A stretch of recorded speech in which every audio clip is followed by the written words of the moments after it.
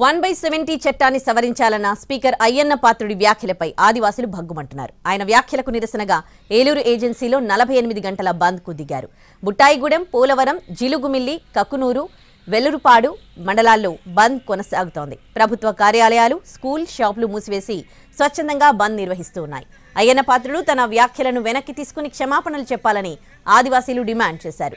బయట నుంచి పెట్టుబడిదారులు వస్తే ఏజెన్సీ డెవలప్ అవుతుందని చెబుతున్నారని నేతలు విమర్శిస్తున్నారు. కానీ 1/70 చట్టం పూర్తిగా అమలు అయితేనే గిరిజనులకు న్యాయం జరుగుతుందంటున్నారు నేతలు. పోలవరం ఎమ్మెల్యే చిర్రి బాలరాజు 1/70 చట్టం అనుకూలమా సానుకూలమా అని చెప్పాలన్నారు.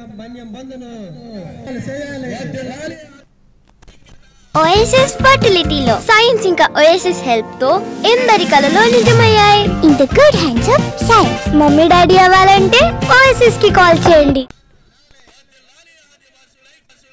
ఏజెన్సీ ప్రాంతంలో 170 సవరిస్తే పెట్టుబడులు బయట నుంచి పెట్టుబడులు విస్తారంగా వస్తే ఏజెన్సీ డెవలప్ అవుతుందని కళ్ళబొల్లి మాటలు చెప్తా ఉన్నారు, మాయ మాటలు చెప్తా ఉన్నారు. అదే కాదు, ఏజెన్సీ ప్రాంతంలో 170 చట్టం, అడవక్కుల చట్టం, జీవో నెంబర్ 3 లాంటివి ఉంటేనే గిరిజనులకి రక్షణ. అటువంటి చట్టాలను కాపాడమని మేము కోరుతా ఉన్నాం. రెండోది, ఇక్కడ పోలవరం నియోజకవర్గం ఎమ్మెల్యే గారు ఆయన ఈరోజు ఎల్టీఆర్ కేసులు పెడితే ఎల్టీఆర్ కేసులు సంబంధించిన నోటీసుల్ని మీరు ఎవరైతే వస్తున్నారో వాళ్ళ మీద పెట్టిన వాళ్ళ మీద రౌడీ షీట్లు ఓపెన్ చేయమని ప్రచారం చేస్తూ ఉన్నారు. మరి ఆయన మేము అడుగుతూ ఉన్నాం, ఈ బంద్ సందర్భంగా ఆయన 170 చట్టానికి సానుకూలంగా ఉన్నారా, వ్యతిరేకంగా ఉన్నారా చెప్పమన్నది మేము అడుగుతూ ఉన్నాం. ఏజెన్సీ ప్రాంతంలో